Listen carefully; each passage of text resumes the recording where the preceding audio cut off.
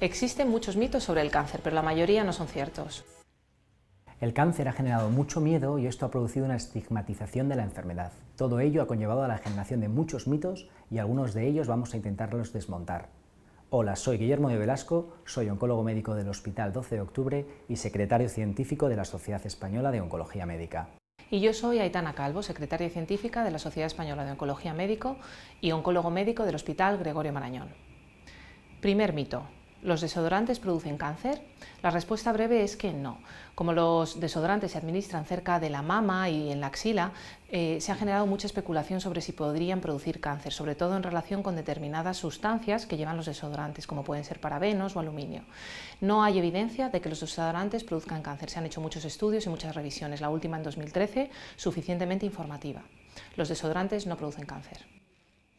Segundo mito. ¿Es el cáncer contagioso? No. Los cánceres no se contagian de unas personas a las otras. Si alguien a su alrededor tiene un cáncer, esa persona no le va a contagiar el cáncer. Sí que es cierto que algunos tumores específicos pueden desarrollarse por determinados virus o bacterias.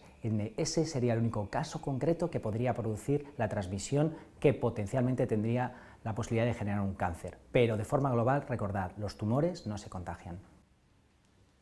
Tercer mito, ¿la actitud positiva o negativa frente a la enfermedad determina las posibilidades de éxito? La respuesta es que no, el enfermo no es responsable de su enfermedad. La enfermedad irá bien o no en función de la naturaleza de la enfermedad y de los tratamientos que se administren, pero el paciente no es responsable. Además, hay que tener en cuenta que el paciente siempre necesita un periodo de adaptación y es normal sentirse preocupado y agobiado ante el diagnóstico o ante la recaída, pero el paciente no es responsable ni su actitud va a determinar las posibilidades de éxito. Cuarto mito, ¿hay plantas que curan el cáncer? Los oncólogos médicos utilizamos algunos agentes quimioterápicos que extraemos de las plantas, como es el caso de los taxoles, del Taxus brevifolio, que es la hoja del tejo. Es una quimioterapia que vamos a utilizar y que se extrae de la planta y de la cual hay mucha evidencia para utilizar para tratar muchos tipos de cánceres. Cualquier otro tipo de planta que surja y que pueda tener un potencial beneficioso hay que consultarlo con el oncólogo médico para que responda las preguntas sobre la evidencia que tiene esa planta. Quinto mito, ¿hay algún alimento que cure el cáncer? Por sí solo no hay ningún alimento que cure el cáncer. Los tratamientos que nosotros administramos son tratamientos tóxicos con efectos secundarios y son muy caros. Ojalá hubiera un alimento que curara el cáncer.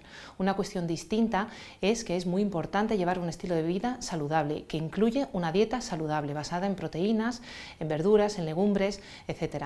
Pero eso no va a curar el cáncer. ¿Produce el consumo de azúcar cáncer?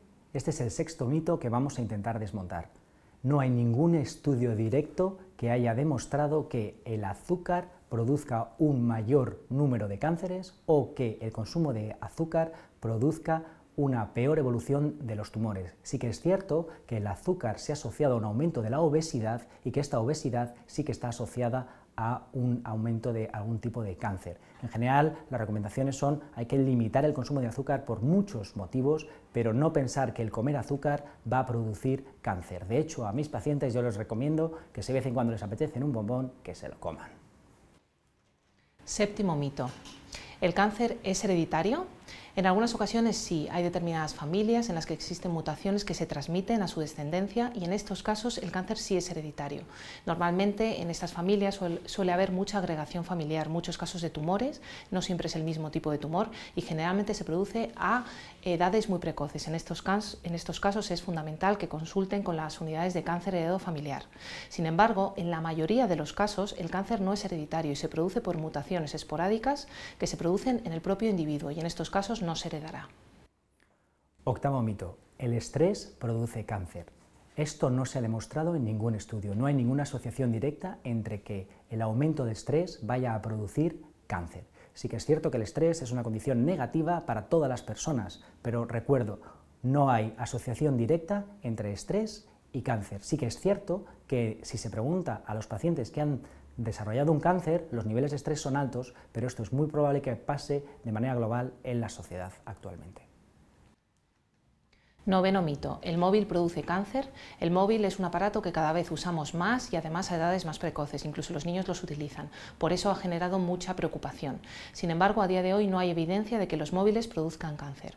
Los móviles emiten radiación no ionizante y esa radiación no está claro que produzca cáncer. Sin embargo, hay otro tipo de radiaciones, como la radiación ionizante que producen los rayos X, determinadas sustancias, el sol, etc. Y estas radiaciones sí se asocian a cáncer. Sin embargo, la radiación no ionizante de los teléfonos móviles no hay evidencia de que produzca cáncer.